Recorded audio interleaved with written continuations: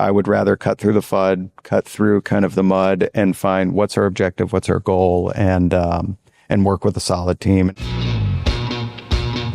Welcome to the Know Your Ship podcast, presented by eHub. I'm your host, Frank Dolce. Do you pronounce your last name differently than I pronounced it? Margeson. Oh, with a soft G. Yeah. Margeson. Marge's son? Margeson. Yeah. My mom is Margaret, so she's Marge. No, she's not. Yeah, it's tough for her. But, so a long time to adjust to it. Well, I'm going to start out talking about that. So let me just welcome you to that. I'm going to welcome Jack. We're going to get into your last name because the way that I pronounced it, yep, I think that a lot of people would do it that way. Mm-hmm. Margeson. Yeah, Margeson. Like a hard G, Margeson. It's a soft G. I like to keep people on their toes. So it's a soft G on that end. I get margarine a lot. And then when I was in the Navy, had a Cajun senior chief who couldn't say it and just pronounced it Mage. So he said Margeson. So I responded Margeson, margarine, or Margeson. Yeah, he got something in it. The soft G. Do you think that is reflective of your personality, like the soft G? Or are you kind of like a soft guy? I'm kind of a soft G sometimes. I have been known to get in a little bit of trouble when the hard G comes out, though. But so a little bit of the balance, a little bit of striking that. So, but I think any good leader has to have a soft and a hard side on that too. So. I love the way you turn that right around. So Margeson. Is that what kind of name is Margeson? English. So going back, English and Scottish. Everybody, 100% of my family's English Scot on that end. So I've got Margeson, I've got McAlpin on the other side there. But yeah, English name. Gotcha. Yeah. And is that standard for English to have a soft G? Like probably in that not. Context? No, my family's been in the South for a long time. Reading and spelling weren't really the strong suit for a long time, so it could have just been lost over the ages. I think it's the southern United States. Yeah, So families all from lower South Carolina, Savannah, Georgia, and Atlanta. So it probably got changed along the time there. It's probably Margeson. It's probably the right way to say it. But at this point, I'm too scared to correct my grandparents, so I wouldn't stick with Margeson. No, go with Margeson. Yeah. I have a last name issue too. That's kind of funny. So how does yours get? Dolce. Yep. So, that's an Italian name and the pronunciation is Dolce. Mm-hmm. If you're from Italy. But when my grandparents came over, they wanted to be Americans. And so it wasn't Dolce, it was Dulce. Dulce, yeah. Yeah, so they Americanized it. And so growing up, I was Dulce until I came to Utah, and somehow, there's a long story behind it, but it shifted to Dolce. So in Utah, I'm Dolce. And most everywhere else, that's what I go by now. It's natural. But when I go back to California, where I grew up, I'm still Dulce. Dulce. Yeah. It happens. And it kind of reminds me of the story of LaCroix. So there was an interview with the CEO of LaCroix a couple years ago. Yeah. The water. The water. Yeah. And he said, and the interviewer asked him, I've heard it LaCroix, LaCroix, pronounced in so many different ways. That's in the South, right? LaCroix. Yeah. And he said, how do you pronounce it? And he said, however makes you want to buy it. So that's kind of, you call me whatever you want to call me. Let's just keep the conversation. As long as you're buying a 6-pack of LaCroix. LaCroix. What would you say? I say LaCroix. I grew up, my dad always said LaCroix. Got made fun of for being a little pretentious on that end there too. So, like you said, am I in California? LaCroix. Am I in Utah? LaCroix. Yeah. I think I'm going to go, because I think it's even funnier now. I'm going to go with LaCroix. I think it's kind of making fun of it. Yeah, it's a bit. Target. Yeah. Yes. Yeah. I like to go to Target instead of Target sometimes. Shouldn't it be Target? Margeson, Target. LaCroix. Yeah. Add a little je ne sais quoi to your water sometimes. Well, wait, how far south are you? I mean, are you talking like Cajun South? Because La Croix would fit, right? Yeah, La Croix would fit. Cajun South, you kind of need a passport to go there. I'm from Atlanta, so a little bit of the capital of the South, if you will. So some of my accent comes through, some of it doesn't. But so based in Atlanta, Georgia, been there. I'm one of the few natives left in Atlanta. I feel like a lot of the tech industry has moved in. It's great. It's been a great city. And, but yeah, based out of Atlanta, Georgia. So LaCroix, kind of, that's where I'm going to stick to. That fits. Yeah. Okay. Are you a history guy?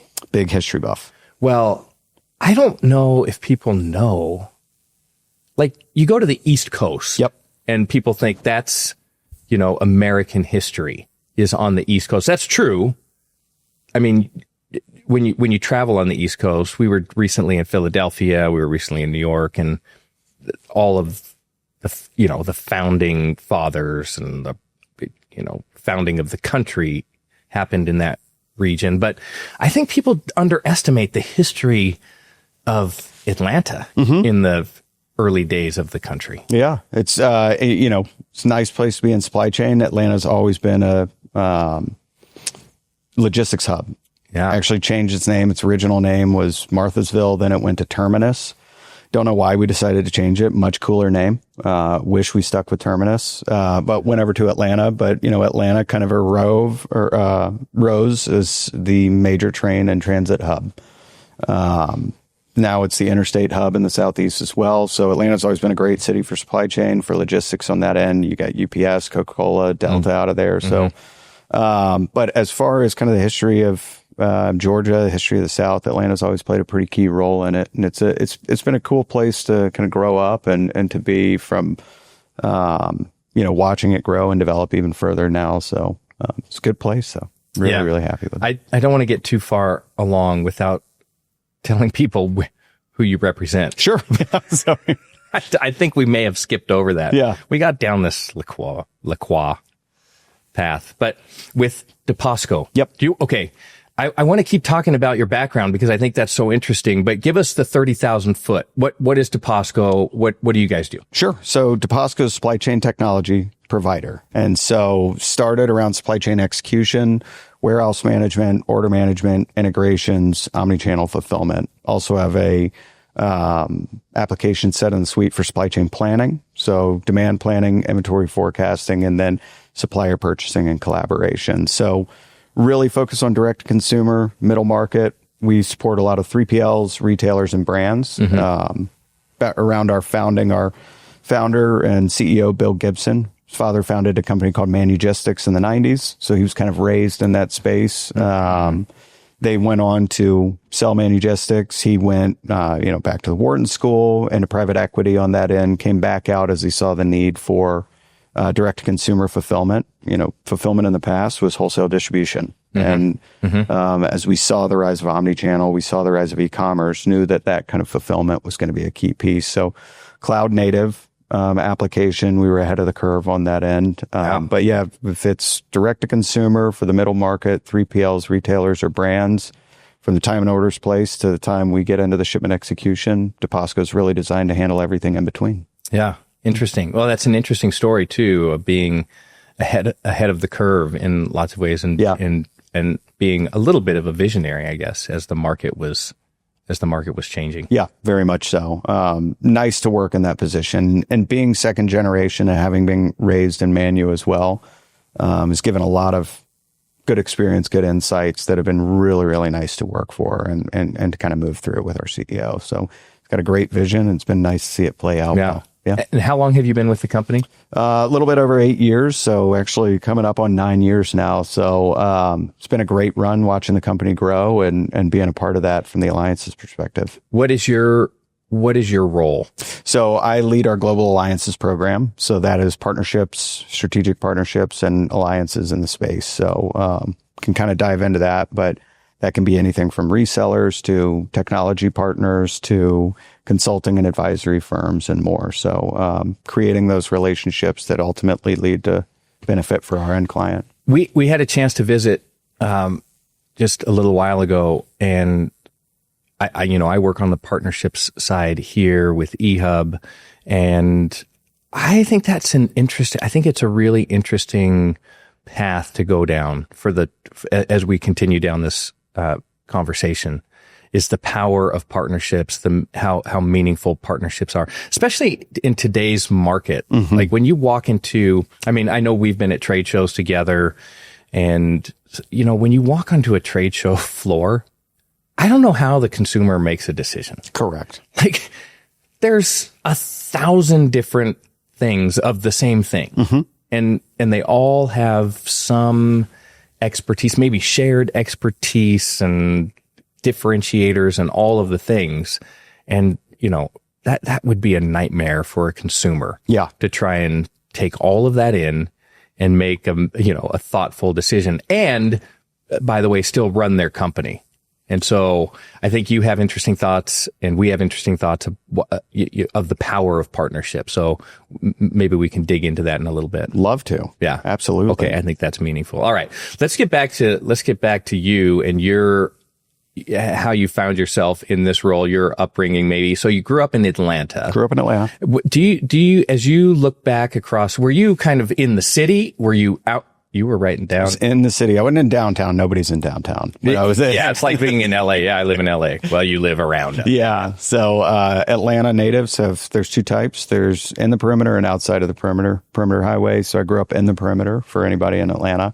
But yeah, grew up in Atlanta proper. Spent my childhood there. And, as I kind of went through, spent my time there. Big fan of kind of everything Atlanta. So Braves, Falcons, Atlanta United. I've seen 3 Braves stadiums in my time, watched 2 of them get demolished. But, I had a great run kind of there. And then, as I kind of came into my professional career, started in the military. So decided to get out of Atlanta for a little bit there. Did you have military background in your family? Why did you? One grandfather. I went to college for a year. Decided, I was kind of aimless and felt that. Decided I wanted to do a change. So I joined the Navy. Did about 4.5 years in the Navy. Best thing I've ever done on that end. So, about 2.5 tours, through that, deployed off aircraft carriers, had a phenomenal experience, came back with a little bit more self-discipline, finished school and started working, full time there as well. So, yeah, as my kind of career developed, it went Navy. And then when I got out, I was in school full time at night and I was director of operations over a multi-warehousing facility there. So, got to see the ins and outs of running an operation. On that end, also got to see the experience of working for somebody who doesn't really want to invest in technology, doesn't see that as an advantage. So, after a couple of years, yeah. Oh, I want to follow up about that. Yeah. Because you're in a technology business. Yeah. So I think that's kind of an inflection point for you in your career. But I do have a really important question to ask you about your naval experience. Is there any accuracy in Top Gun or Maverick? Yes and no. Yes and no. So, actually, you were on aircraft carriers. I was, and Top Gun was filmed on the USS Enterprise, which I did a tour on as well. How about that? Very, very accurate. They did both of those really well. I would say surprisingly true to form.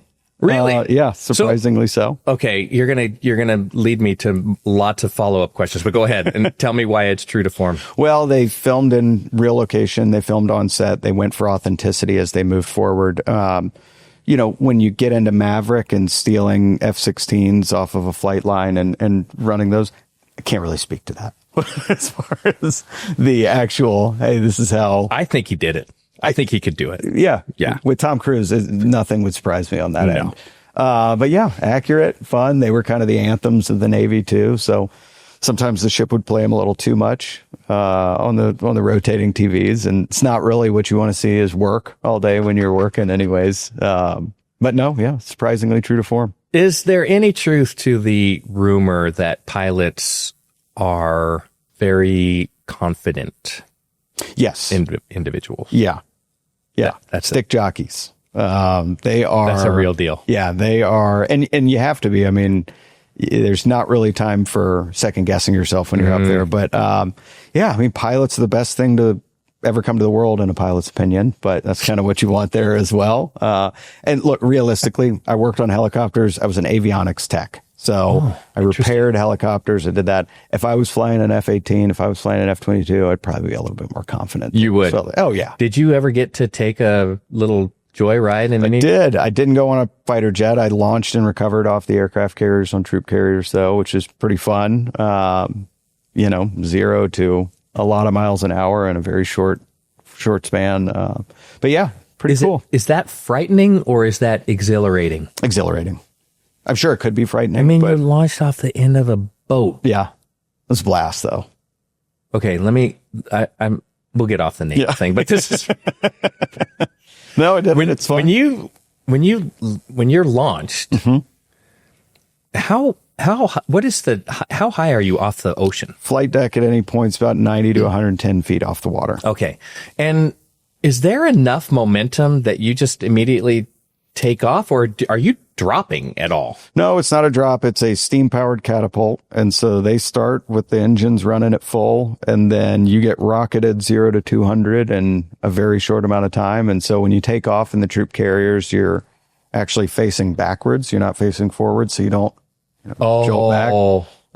But yeah, you have little hooks at the bottom for your feet, and you have to lock in your arms because otherwise your hands and feet will fly out and you'll smack the chair in front of you. And then landing is getting sucked back into the chair. Yeah. How about that? Yeah. How about the landing? Well, you're facing backwards. You don't get to see anything. Correct. And you don't get to see anything on the takeoff either when you're in the carriers. But landing on an aircraft carrier is the most impressive thing in aviation, in my opinion. Those pilots who do it every day, you have to land at full speed.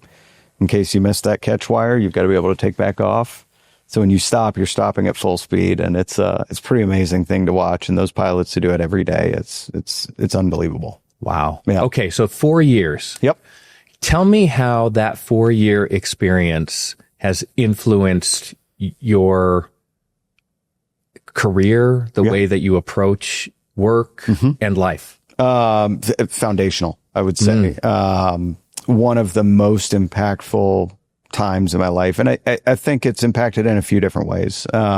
First and foremost is kind of the mission orientation and the kind of desire and goal to work with a team. It formed a lot of my beliefs in leadership, a lot of my beliefs of what a good leader is. I saw some of the best leaders I ever had in the military, some of the worst as well. So yeah, the equally powerful lessons. But, the military does a really good job at creating small strike groups, small teams, small cohesive units, keeping everybody onto that same goal, helping everybody understand their role in that goal and what their job, no matter how small or how large, is in moving forward. But it also kind of eliminated a lot of the stuff and it called out a lot of what I didn't want to be and didn't want to deal with a lot of the politics, didn't want to deal with a lot of the kind of back and forth. I would rather cut through the FUD, cut through kind of the mud and find what's our objective, what's our goal, and work with a solid team. And I'm really fortunate to have that, at my company. And as I look, like, we're not mandated to be in office. I drive over an hour each way every day because I feel that kind of team cohesion and that camaraderie on that end. And I think it's the most important thing. So it's lent really naturally into my role in partnerships, which, I'm sure we'll get into further as well. Yeah, absolutely. But I think it's been transformational in that sense there as well. Gotcha. Are there any particular individuals or leaders you dealt with during your time that you have stayed in touch with or kept those lessons? And what are some of those things? Like, the reason I'm asking is, there are some experiences that not everybody gets a chance to experience, and there's, and then how do you transfer that, what you've gained, to everybody else who hasn't had that same opportunity? I think the same thing occurs in athletics, being part of a team atmosphere in athletics. I think the same thing occurs in being part of a military outfit, and the lessons that you learn, and the things that you have to go through. And so I'm really curious about, and I'm not saying any other experience is invaluable. I think there's just lessons that you learn that not everybody gets exposed to. So I'm curious about how to transfer all of that knowledge and all of those lessons and incorporate it into a team that doesn't have that same background. Yeah. And I think foundationally, it's interesting. So you asked a couple questions. One of them, do I stay in touch? Mm-hmm. Absolutely. So I have an old commanding officer who I stay in touch with, and then a supervisor who I stay in touch with as well. And then a couple of really good friends. But I think military and team sports, a lot of these situations put a group of individuals together into a hard situation and help them kind of reinforce and help them really believe in the unified goal. And I think having a unified goal, a unified mission is something that's so important. Everybody wants an objective. Everybody wants a great goal to go after. I'm a big believer in that. And sometimes it's about helping see what role on the team fits best for that person and achieving that goal and moving through. But I would say, kind of lessons going in and lessons coming out from that. One of the things, and I teach a course, or not a course, but I do a presentation for any new people coming on board at Deposco. And it's one of the key things that I took away from, because when I think about great leaders, the military is extremely structured. Kind of your hierarchy. And in those hierarchies, there are even rules and regulations around not fraternizing, not having friends that are officers if you're enlisted, not really spending that time and making sure you're maintaining that professionalism. And the leaders that I always found to be the most impactful, those who had the best loyalty from their teams, those who I still keep in touch with, took the time to spend with every individual, regardless of their level, regardless of their rank, help them understand that, help them grow. And I think a good leader, it really helps to develop trust. And they do it through a couple of different things. First is, do you have the competency to do the job? First and foremost, do you have the competency to do that job? Do you have the commitment to follow through? Like, are you willing to commit and follow through on that? Do you have that kind of courage to be honest about setting realistic expectations, helping be transparent? But ultimately, it's consistency. I think a good leader is very, very clear about what the expectations, what the goals are. They have the confidence and the belief that you can meet those goals. They may hold you to a high standard and coach you like an Olympian on that end, but they're consistent throughout it. And their mission is your success. Every individual's success is equal to the success on the mission. The leaders who I saw who weren't like that were the leaders who were clearly out for their next promotion. They were clearly out for their next move.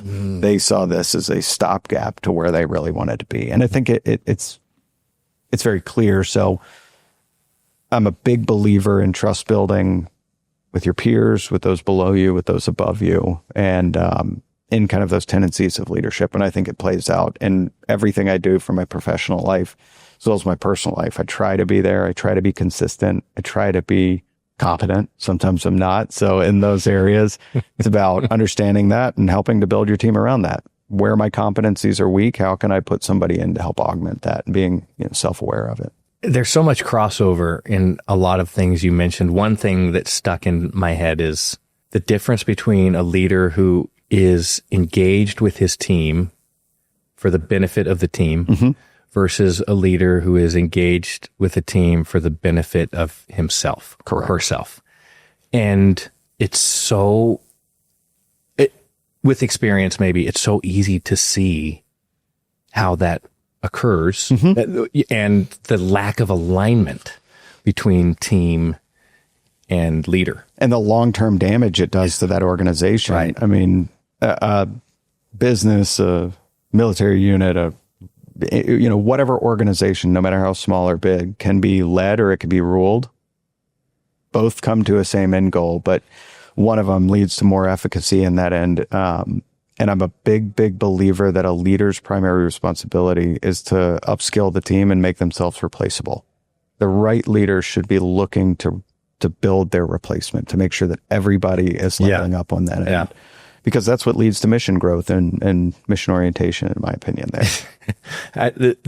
This may be an odd example. I don't know if you watch series or anything, but there's a series out right now that I just started watching with Jason Momoa called Chief of War. Oh, yeah. And some of the things that you're talking about right now in terms of leadership, it's very interesting watching, and by the way, this is all based on actual events, this Chief of War series. So you have the current individual who thinks he's a leader, but leader for self promotion versus the leader who is upcoming, who is based in the good of the whole. And you can see how they're building up this dichotomy. And one's going to win out.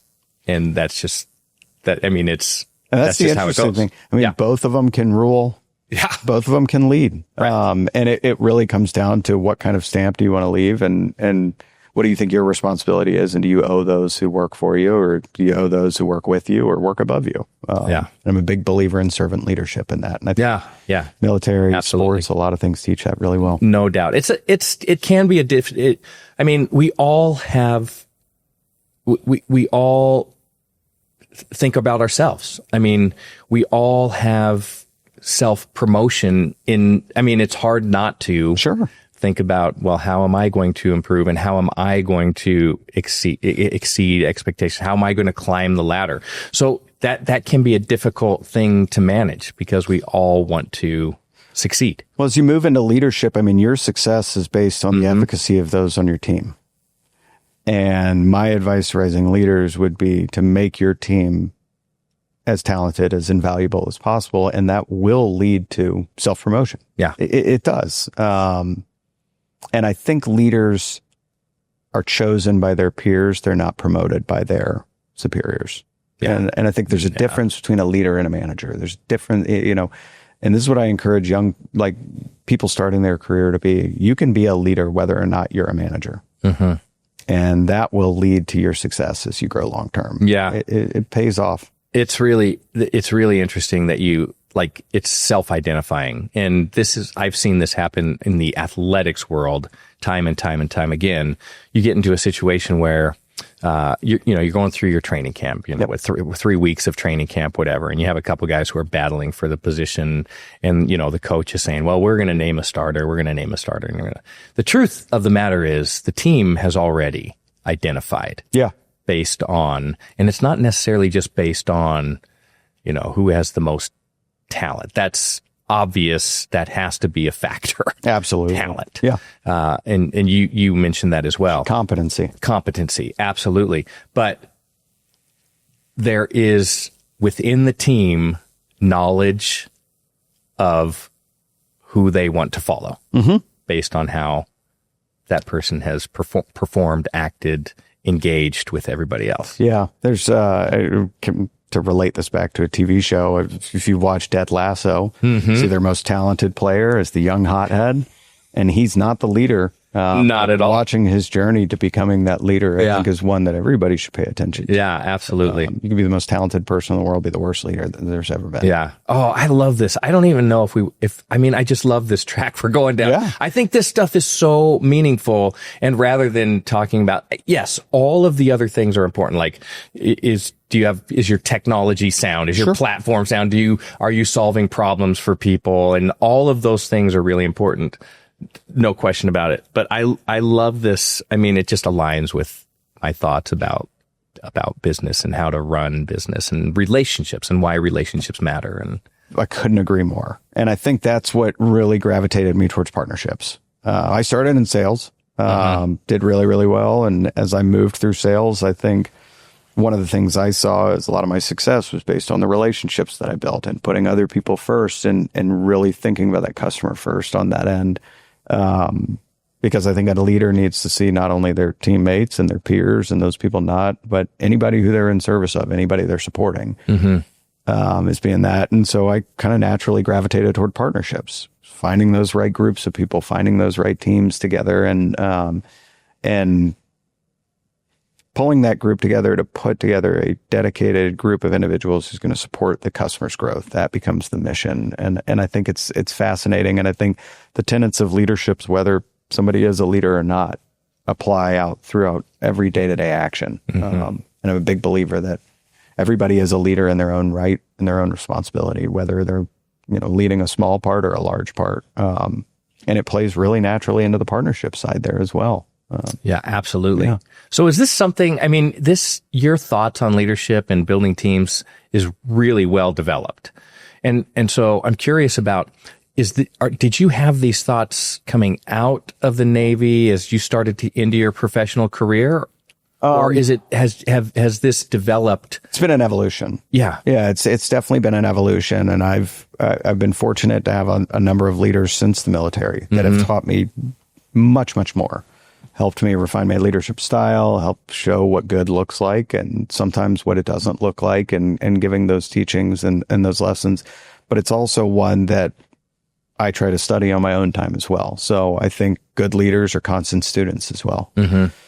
And the best people are those who know that their knowledge is limited and they want to kind of keep seeking it. And there's no plateau where you've learned it all. So, a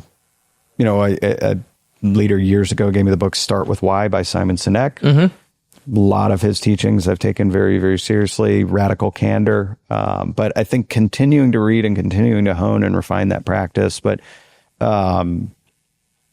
I've had really good leaders as well at Deposco, which I've been very thankful for. So, our CEO, and then I've been fortunate to rise up at Deposco, and I've risen under people and parallel to people. And, they've helped me kind of as well. And I think one of the things is I invite that feedback. I invite that criticism. And I think really good leaders do that as well, is asking for what can I do better? How can I do that?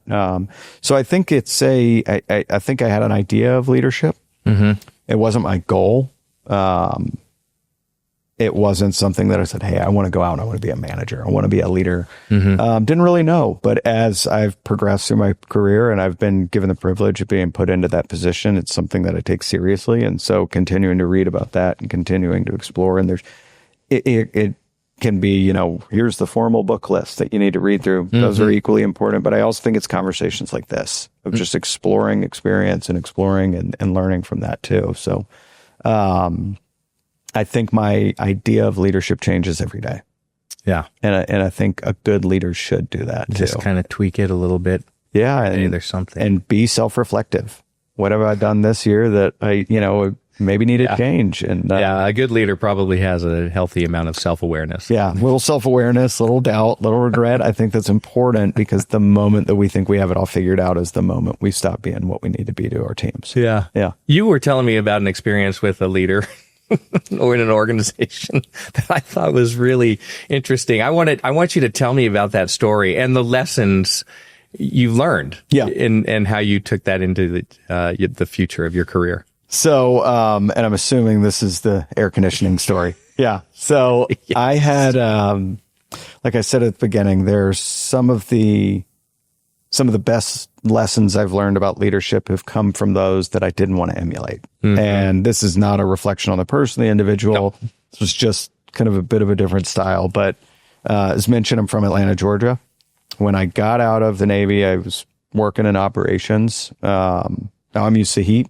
I enjoy it. I was working in the Persian Gulf for a long time on a flight deck, wearing a lot of gear. On top of that, I grew up in the South. So that's like when we're talking about heat, Atlanta, Georgia, it's hot, humid. Yeah. It's toasty. Those are, that's real. Yeah. So I was working in one of those warehouses and the air conditioning broke. The leader decided not to replace it that month, but wait a little bit of time because it was the end of summer and we'd be able to get a better deal. If we waited a few months, and working in a warehouse in Atlanta and no heat, or in no air conditioning, it made me reflect a little bit about what I wanted to do. So I decided that I wanted to take my experience, take my lessons, and put them to practice within air conditioning. So I went alongside and I started working for a reseller of NCR. I think it reinforced too that people don't leave companies, they leave leaders too on that as well. That's such a great lesson. Yeah. Like the best company in the world, one manager can ruin the experience on that end. And one manager can change the experience 100% the right way. Yeah, absolutely. Yeah.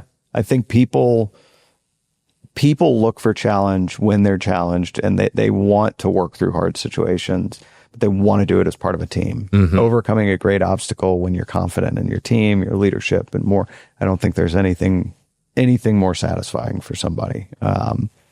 Facing an obstacle that you really shouldn't have to, and when a leader starts to put obstacles into those paths instead of clearing them out, will make people leave. So I think as you look at attrition, you look at these kind of things, first thing you always start is self-reflection. What could I have done better? Ask your team for anonymous feedback lessons there as well too. So, but yeah, that's what kind of transitioned me over to the software side of the world. And that was the beginning of the journey, was one decision from one leader there. Yeah. Just a broken air conditioning machine. Broken air conditioning machine, which doesn't sound a lot, but in August in Atlanta, it's a life-changing experience. Yeah. Clearly. Yeah.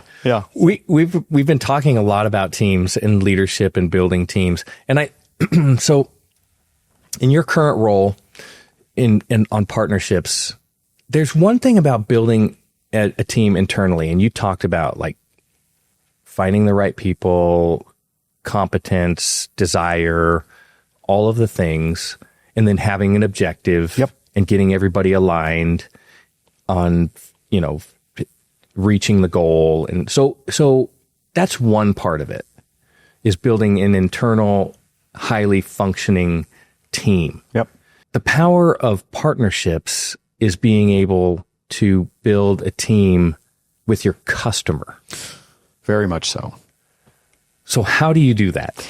Yeah. And I think we start by, I was told by a leader years ago that as a leader, as an individual, you owe the business something, whatever that is, whatever you're brought in to do, that's what you owe. I'm a big believer that we owe our customers as well. So as mentioned, Deposco offers a broad platform, but it doesn't do everything. And years ago was talking to an analyst who said that people are leaving technology that works really well for their company. They're leaving it because they are looking for a partner.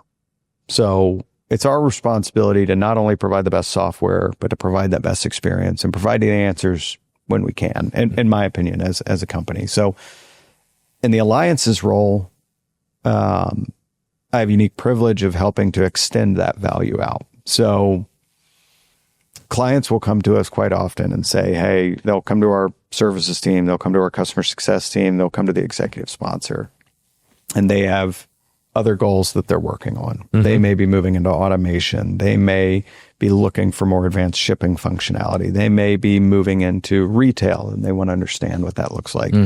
Going back to your conversation about the trade show, years and years ago, there was a trade show, and our CEO, Bill, was there, and he watched somebody bounce around looking for a new piece of software. And they went to a piece of software that's 7 figures. They went to one that's probably 4 figures. They went to one that's 5 figures, and they were bouncing around getting information from each. And I think that's really representative of kind of why alliances are important and why the right type of partnership program can be so impactful to a customer. Because to your point, the optionality out there and the number of providers, the number of players in similar spaces is really broad. And quite often, my team will get approached and say, hey, I really need this. Can you do that? And then there's the decision of, do we build it or do we partner to do it?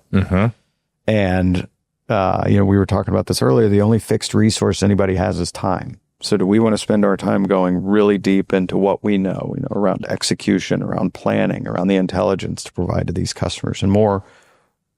Or do we want to spread ourselves thin on that end? And so part of my responsibility, my team's responsibility, is not only finding partners that help move the needle for both of our businesses. That's fundamentally why B2B partners exist. But ultimately, we owe the client that level of partnership as well.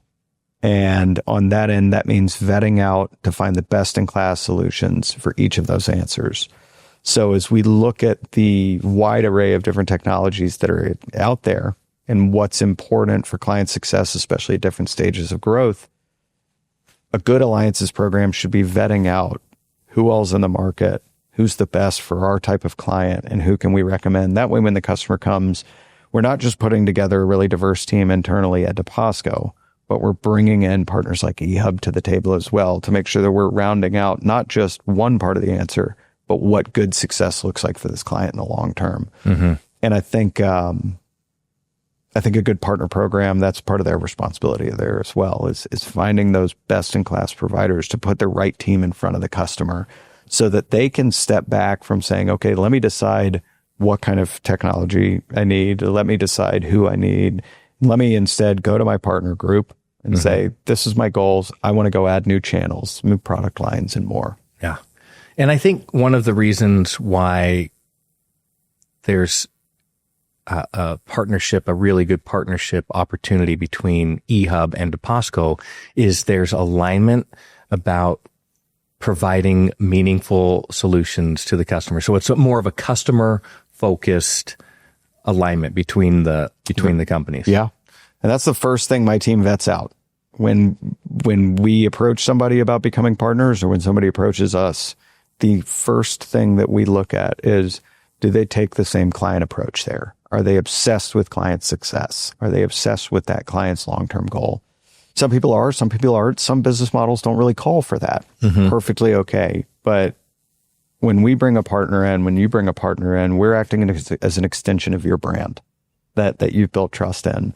And you have to make sure that brand promise is aligned. And so that's, I think, been one of the most successful parts of our partnership is both eHub and Deposco see that. We both take that client success so critically there. Yeah, absolutely.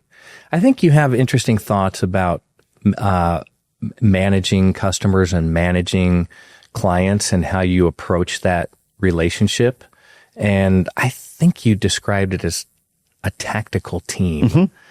Could you talk more about that? Sure. I mean, when we look at the range of responsibilities that eHub and Deposco provide to customers and the reach within their organization, it's significant. When I look at the right type of kind of mix and what does success look like, it's not limited to just a customer success person or just a services person or just a product person or just an engineer, or just one partner or another. It takes a focus on specialization to say, here are the actions and activities that it takes for this client to be successful. Here's how we can back those up.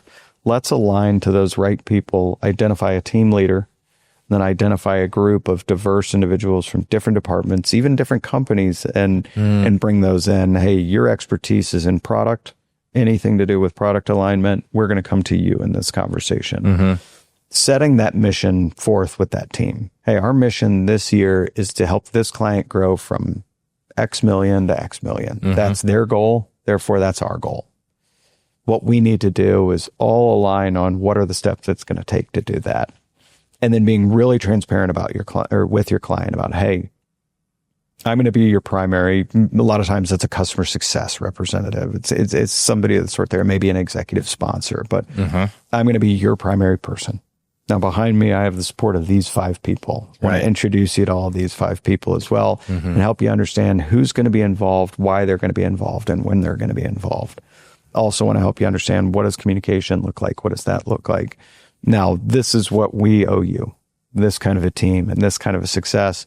Now, what we want to understand is, how do we help you hit those goals? So open up, tell us about your strategy, tell us about how we can put this strike team to use. And if we need to add anybody to it, do we need to add a partner into this? Do we need to add somebody from your team, and really aligning those so that we're cutting out of the noise of the day-to-day and we're getting into the long-term strategic focus and aligning our resources to that customer over that long-term period. So I'm a big believer in small teams with diverse experience and ranges supporting individual accounts or supporting practice areas in that sense there as well. I think it works out really, really well every time. Do you find that in developing a team for your customer and building that relationship, do you find the customer experience, well, obviously elevated, but do you find the customer reaching out when there's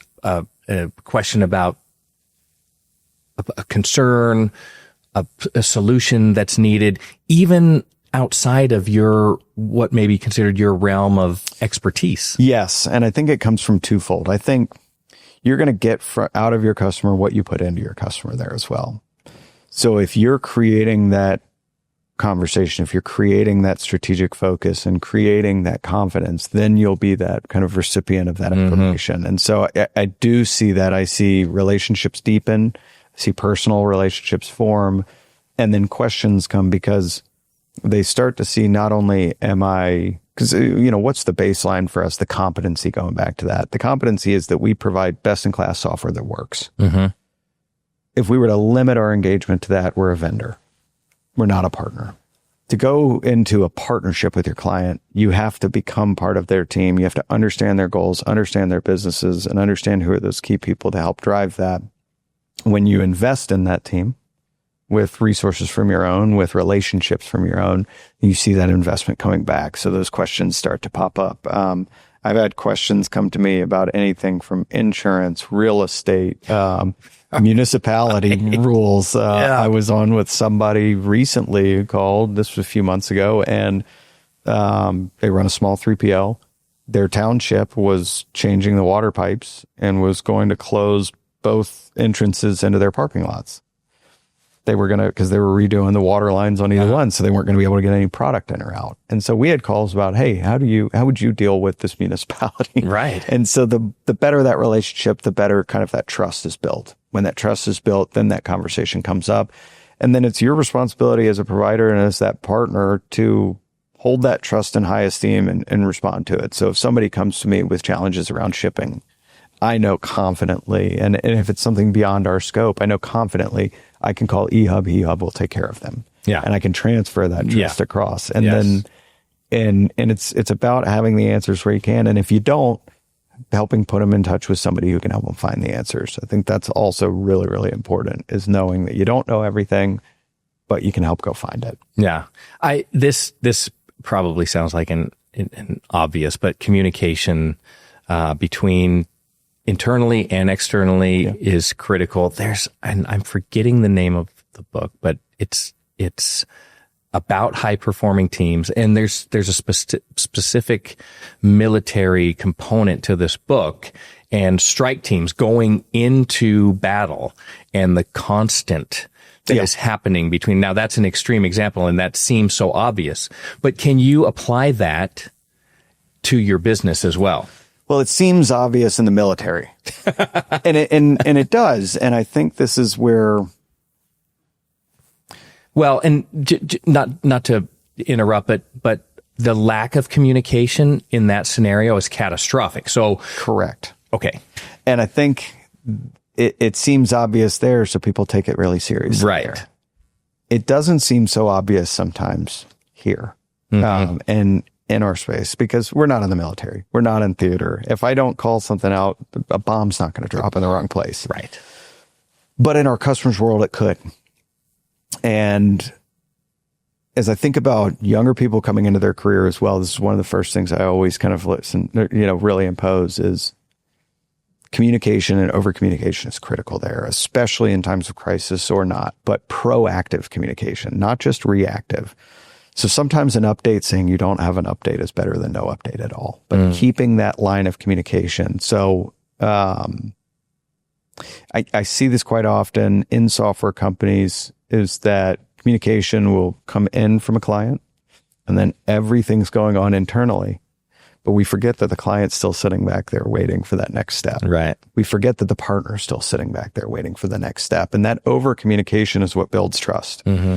Even saying, hey, I don't have an answer for you right now. These are the things we've looked into, or these are the steps I've taken. But that kind of a communication as a partner, regardless of your role, regardless of what kind of role you have on the team, over communicating and clear communication is the foundation of trust. It's the foundation of partnership, in my opinion. It's letting that person know, hey, I'm part of your team. You're part of my team. We value this. I'm going to keep you informed throughout. And I think in the wake of everybody being forced to work from home and then coming back and figuring that out, some parts of communication have gotten a lot better. There's a lot of incredible automation or updates and more, but I think people miss sometimes that just that human touch, that human outbound call, that human, hey, let me just come see you.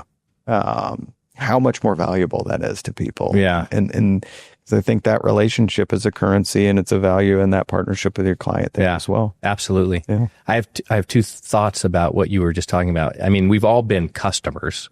We're talking about being on the other side of it, working with and being a partner with our customer and being a partner with partners, but, and how important the relationship is. But we've all been customers, and we've all been like, I can remember not so recently, but going through this mortgage process and all of a sudden, like, I'm calling the mortgage officer or the lender every other day to get an update on my file. Like, wait a second. Yeah. That is terrible customer service. Yeah. And so if you're the mortgage officer and your customer, is sitting there waiting and waiting and waiting, there's a small likelihood that you're going to do your mortgage again through that individual. So the other thing about that is, there's a lot of communication channels. There may be too many communication channels. So having focused communication in the channels that are meaningful to your customer. Yeah. Like I'm sure all companies have introduced this. Like we have, I don't know, there's been 10 different ways to communicate with each other internally. Yep. And some people will adopt it and some people won't. And so are you really communicating just because you have a communication channel available, or are you just, is that something in place to say, yeah, we have this channel available? Well, there's differences in information sharing and communicating. And I think some people lose that. I can put information into my CRM. I can put information into my, whatever kind of system that might be, and I can give you the update. That's information sharing, but that's not communicating. Correct. I'm a big believer that communication is an interpersonal act on that end. That's one to the other. It's because I don't even believe speaking, like public speaking, is communicating. I think that's information sharing. Communication is a personal action, and certain people respond to it differently. I have certain partners who love communicating over Slack. That's, their primary method. It's not really mine. I'm a phone call person or go see in person. Other people who love text. So finding out that communication style for your team and your group is important, but also remembering that there is no replacement for the human touch. There's no replacement for the face-to-face or the phone call or those kind of pieces. And really building that trust to say, like, let me communicate with you in the way that's the most effective for you. Let me help close these loops and close these channels. Because you're right, there's 10, 15, 20 different ways to communicate.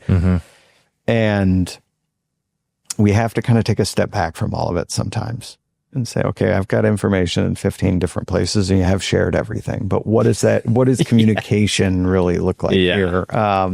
And you and I were talking about experience. And I go back to, I don't think in B2B sales like we're in, or in B2C sales, or in, if you're a client, if you're a brand, if you're a retailer, if you're a 3PL, whatever you are judged based on not your experience and not how you are against your competitors. I believe you're judged against the best experience, period. So we were talking about traffic. Yes, absolutely. So I judge all booking apps based off of Delta's app. Because I think it's perfect. Which is the best. And you were talking about a golf app that you use that's a nightmare. And so this golf app might be comparing itself to other golf apps. And you've got to think about what is that best experience. And I think communication is the exact same way. What's the top tier experience? What's the best experience that this client could have? And are we providing that by going through this? It used to be the Nordstrom model. Like you would say, what is the Nordstrom experience? Yep. And then you would compare everything else to the Nordstrom experience. And you're exactly right about apps. Yeah. So I'm constantly saying, well, Delta gives me all of this. Super easy. And my bank doesn't. Like, it becomes super frustrating. Yeah. So you're exactly right. It's not necessarily being compared against your competitors, being compared against the best experience available. You need to be, that's something we should be thoughtful about. That's what everybody should be, whether you're in software, whether you're in brand, regardless of it, in every single day to day now, you are not competing for your end clients. You're not competing against your competitors. You're competing for the time, for the priority, and you're being judged off that best experience, period. So everybody judges shipping based off of Amazon now. That's why it's called the Amazon effect. It's been around for a long time. And the reason being is because that is your benchmark now. Everybody judges, your social apps based off of what's put the best experience out there. And then you want to see that translated into your other areas of your business or other areas of your interface. So I think it's something that we always need to think about in relationship building is the way you're communicating and partnership is the way you're partnering.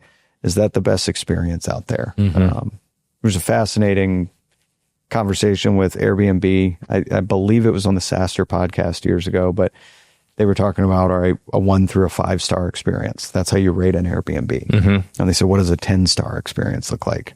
And then they started working backwards to elevate that experience every single day to work towards that 10-star experience. And that's how we need to think about it, in my opinion. Yeah. That's how we need to think about it. Relative to other forms of communication, I'm talking about text, phone call, messaging, whatever it is. Have you ever had an in-person meeting or opportunity to visit where you didn't come away with some significant resolution? No. I feel the same way. No. Yeah, I think people's time is pulled in a lot of different directions right now. And I think the ability to focus, people want to work towards solutions. So they may be frustrated, they may be excited, but being there in person, showing that, having that conversation face to face, I would say is 10 times out of 10 much more valuable. You never walk away unresolved. You never walk away without that. And quite often you walk away with a new empathetic view of the situation. You walk away with new information that helps inform how you act, and you walk away with new opportunities together as friends, as partners, as peers, whatever that may be. But I think in a remote world, it's easy to see through just the small, narrow aperture that we're seeing through. We're seeing this problem through a ticket. We're seeing this problem through an email. We're seeing this problem through a text message.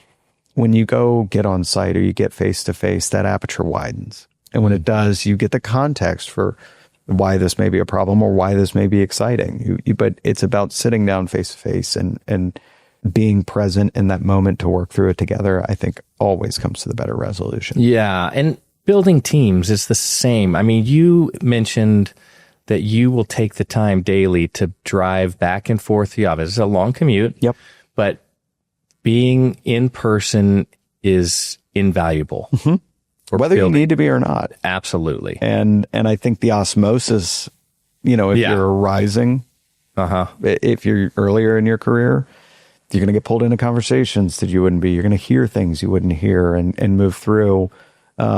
Later in your career, you're going to be able to access your peers who have crazy schedules, knock on doors, go in. But I also think I'm really fortunate to work at a place, and this is something I'll always kind of make my pitch on, where I love going into the office. I love spending time with my peers. I think we've got a great culture, a great team, and that is much more important to me than anything else. And because you're spending 60, 70% of your waking life with them. Absolutely. And that's where, kind of going back to the military, I want to work with a good team of hardworking individuals, work hard, play hard, stay on the same mission, don't deal with the infighting, don't deal with the politics. And if I see it, we cut it and we keep moving forward. And it's invigorating working in that environment. Yes.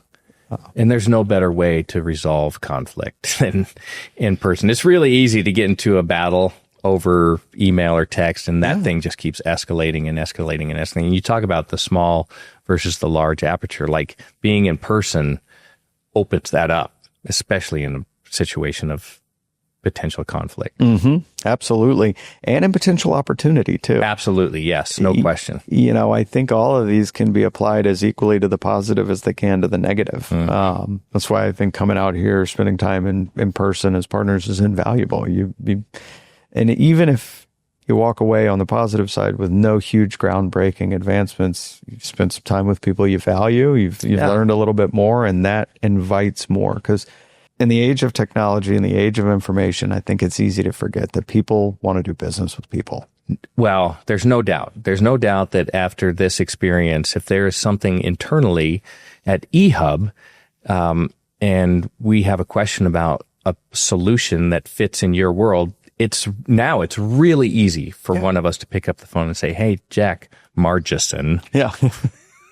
And depending on the question, it might be Margeson who you're with, and maybe that's exactly right. And here's the other thing, because you have demonstrated this ability to build partnerships, it might not even be aligned with your particular solution, but you'll have, because you've built these relationships, you'll have an answer. I think that's an interesting way to position yourself in the market. Yeah, and I think it is, and I think that's what customers want. Ultimately, I couldn't agree more. Is they don't want somebody who's going to be out there belittling and bashing and telling you, "Oh, you should do this. These guys are awful. You shouldn't do that." People want to come with a solution. Hey, what are you looking for? Let me help you seek to understand. Let's talk about it. Let's find what works best there. And if I don't know the answer, put you in touch with somebody who does. You know what? I don't want to cut off this conversation, but I think that's a really great way to end the conversation. I feel terrible in a way because I didn't give you an opportunity to really talk about Deposco. But I think by talking about the partnership, the leadership, the team building stuff, I think you've really told us a lot about Deposco. Yeah, and I think so too. And I think that is the best representation of the company. I'm a big believer that people choose Deposco because they want to partner. And I'm fortunate to be able to kind of evangelize that message amongst other partners in our space and move through. But I'm a big believer that people choose us because they want a long-term growth partner. They want somebody who's seen companies go from one stage to the next and is really invested in that growth, really invested in that success. So technology aside, I think that's what people want. And I think this has been a valuable representation of what that really is and what Deposco brings to that relationship. I agree. I think it gives a different look at Deposco. It's like an in-person meeting with Deposco. So thank you. Appreciate so much. Your thoughtfulness and your insight. And I think people will really get a lot out of this conversation that we've had. So I hope so. I've really enjoyed it. So, well, I hope you'll come back and anytime see us again. I guess if we treat you okay. Anytime. Yeah, we'll see. Now we're going to do one more quick segment. Perfect. The ship talkers. So I'm just going to ask you about what's happening in the market. Like what are some of the things that you're seeing in the market? You can take 5 or 10 minutes and just kind of talk about it. Yeah, it's an interesting time, and I think everybody's probably talking about a few of them. So kind of zooming it back, we work with mid-market, direct-to-consumer, 3PLs, retailers, and brands. What's top of mind right now? Tariffs, big piece of that. How do we navigate that? How do we move through that? What does peak season coming up look like? What does the next level of change look like? So what's been really interesting is tariffs have come and go. We saw them in 2019. We've seen them in different places, and they'll continue to go. I think what people are really doing is kind of planning for that uncertainty. And so we've seen a lot of investment into minor optimizations. So a lot of people saying, how can I make more of what I've got right now? But I see the businesses that are being really successful are optimizing and diversifying their carrier selections, their vendor and sourcing kind of selections and diversifying those. Seen a lot of move from manufacturing in China, a lot of move over to Cambodia, a lot of kind of different shifts on that end, a lot moving into Bangladesh and to India and areas. But I think the diversification of carrier selections, the diversification of vendor, the emphasis on leaning on the intelligence is being provided across the board right now. But more than that, I see those being successful, those who have the technology foundation and the ability to take that intelligence and action on it really quickly. I'm kind of seeing that as the separation on that end. Additionally, so having the intelligence available, that's one piece. Correct. But then having a partner that helps act on the intelligence that you have available. Correct. And understanding that and getting a sense of, is your intelligence accurate or not too? Let's take our world in shipping. Shipping is extremely complicated. You've got different mechanisms, different methods to kind of be effective there. you've got to make sure that you're looking at the data through the right lens, through the right context, but additionally that you're able to action that and put that into play really quickly. It's very easy to build a dashboard, to build some insights. Mm-hmm. How do you act on it? Instead of saying, wow, those are really cool insights. Yeah. And so like, we're fortunate where we've got a broad reach. We support a lot of different brands and clients, which I'm very proud of. And so we see some unique things on that end as well. So you were asking, what are we seeing? One of the other things is in the wake of these tariffs, we've seen people's inventory levels go up by over 200%. So they bought their inventory early. They're holding on to it for this peak season to try and not get hit, not have to pass pricing along. I would expect some pricing to move up on the direct-to-consumer side. I've seen a lot more brands and retailers also putting more product into localized markets using 3PLs to reduce their shipping costs even further and to reduce their labor overhead. Yeah. They're looking at that density. They're taking that intelligence. They're trying to act on it. So I think those who I've seen be very successful and right now, and what I'm really seeing are people who are focusing on their ability to pivot, their ability to take information and action on it very, very quickly and drive that. But for 3PLs, I'll talk about that segment in particular. 3PLs, those who are focusing on the client experience, focusing on providing those insights, providing that intelligence, and becoming more full service. I'm seeing a lot more questions be directed from retailers and brands to the 3PLs, not just around fulfillment, but around strategy as well. So if I were a 3PL, I'd be leaning in on how can I be more of a partner to my client there from a strategic perspective. Retailers and brands, diversifying your shipping, optimizing your fulfillment, optimizing your operations so that you're not having to pass that client or that cost along to the client, but focusing on your bottom line cost and making sure that you can onboard your labor quicker, that your labor is more effective, that your shipping's more effective and more. So I think those who are kind of making sure that they're in a very agile platform and looking ahead and planning for that future and being prepared for the next pivot, that's what I'm seeing a lot of. So I guess an easy answer would have been just to pass on cost to the consumer. Sure. To the final consumer. Yeah. And I'm sure there are people who are doing that. Your thought is the companies, the businesses that are going to be successful are the businesses that are trying to, as best they can, absorb, maybe not absorb costs, but reevaluate how they're managing all of those costs so that the end consumer isn't as highly affected. Correct. And costs are going to go up. When costs go up in general, when the tide rises, everything goes up. But I have been so impressed at talking to some of our retailers and some of our brands. And it's really heartwarming for them to say, like, I don't want to pass this cost along to the customer. I don't want to do that. Yeah. I'd rather find those savings internally and keep providing that best experience to them. Now, sometimes costs are going to have to go up. There's no doubt. But I think the thing that I would kind of reflect on is we saw a lot of volatility in 2020, COVID. We saw it in 21 with the Suez Canal kind of contractions that played into 22. We saw a little bit of a market pullback and some people had too much inventory cash tied up in inventory. We've seen volatility for the last 5 years. And I think we're going to see it more. I think the businesses who are doing really, really well are making sure that their business can turn the ship really quickly. So what does that mean? The right partners at the table to give them the advice, who are watching the market, looking at the market, the right technology in place so they can make those changes really quickly.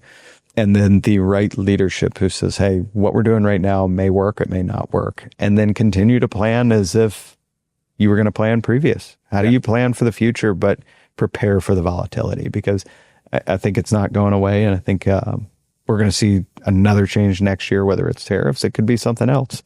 But preparing for that by making sure you have the right partners, the right people, and the right technology. Well, and with your particular focus on customer success at Deposco, I think you're really well positioned to help manage all of those, the optimization that's happening in the market currently. Yeah. And our customer experience team on that end, I mean, they focus in, they watch the market, they watch the message, they watch the other brands, the other retailers and 3PLs, and kind of synthesize all that in and provide some really good feedback. So really proud of what they're doing on that side too. Yeah. I noticed your military time on your, you just couldn't break it. Couldn't break it. That, I can't sleep in anymore, and I still eat too fast. Those are the three things I couldn't get rid of. So but when you're looking at your watch and it's like 14, are you going like, okay, it's 2:30, like 14:30, now it's 2:30, or do you just, now it's just like 14:30? It's kind of like 14:30. I get it pretty quickly. Early in the morning, late at night. Sometimes it gets a little confusing though. Start doing the math. Okay. All right. Well, thank you. Appreciate it. Thank you. Come back and see us. Anytime. I've appreciated it. Thank you for listening to the Know Your Ship podcast presented by eHub. Don't forget to subscribe and leave a review.